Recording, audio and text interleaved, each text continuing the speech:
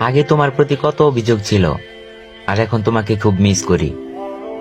তোমার মতো একজন দায়িত্ববান সিলভার অভাব আমাদের। এখন তুমি নেই বলে অন্যান্য দল ব্রাজিলের প্লেয়ারদেরকে ভয় পায় না। এখন তুমি নেই বলে তোমার মতো ব্রাজিল দলে কেউ জ্বলে ওঠে না। তুমি নেই বলে ব্রাজিলের মাঝমাঠটা এখন শূন্য শূন্য লাগে। তুমি নেই বলে এখন আর কেউ নেইমারের রিপ্লেসমেন্ট হিসাবে থাকতে পারে না।